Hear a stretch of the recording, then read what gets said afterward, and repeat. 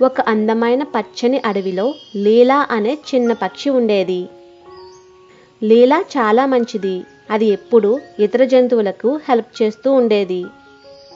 గింజలు తేవడంలో, కుందేలకు ఆహారం వెతకడంలో, చిన్న పక్షులు గూళ్ళు కట్టుకోవడంలో ఇలా లీలా ఎప్పుడూ ఏదో ఒక హెల్ప్ చేస్తూనే ఉండేది.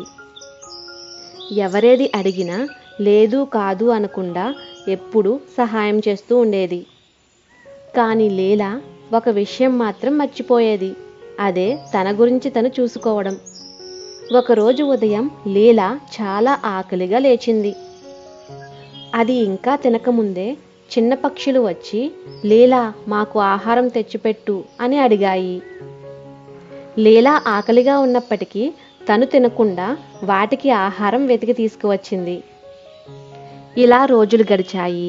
అందరూ లీలా దగ్గరికి వచ్చి సహాయం అడిగేవారే, కానీ ఎవ్వరూ కూడా నువ్వెలా ఉన్నావు అని అడిగేవారు కాదు. కొంతకాలానికి లీలా చాలా బలహీనంగా మారింది. ఒక సాయంత్రం అది తన గూటిలో అలసిపోయి పడుకుంది. తన ఆరోగ్యం మెల్లమెల్లగా క్షీణించింది. తన గూటిలో మూలుగుతూ పడుకుని ఉంది. అందరూ తమ తమ పనుల్లో బిజీగా ఉన్నారు, కానీ ఎవ్వరూ లీలా మూలుగును పట్టించుకోలేదు. ఆ దారిలో వెళ్తున్న తాబేలు లీలా మూలుగును విని లీలా దగ్గరికి వచ్చింది. అది లీలాని చూసి అడిగింది, ఎందుకింత బలహీనంగా బాధగా ఉన్నావు అని. లీలా అన్నది, నేను అందరికీ సహాయం చేస్తున్నాను, కానీ ఎవ్వరూ నన్ను పట్టించుకోవడం లేదు. అప్పుడు తాబేలు నవ్వుతూ చెప్పింది, ఇతరులకు సహాయం చెయ్యాలంటే ముందుగా మనం బలంగా ఉండాలి.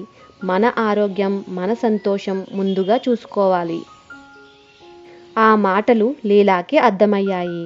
ఆ రోజు నుంచి లీలా ముందుగా తనకు తాను చూసుకునేది.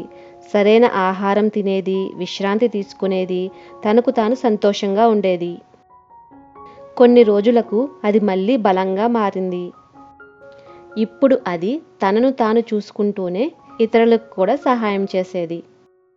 అప్పుడు అడవిలోని జంతువులందరూ కూడా లీలా విలువను గుర్తించారు.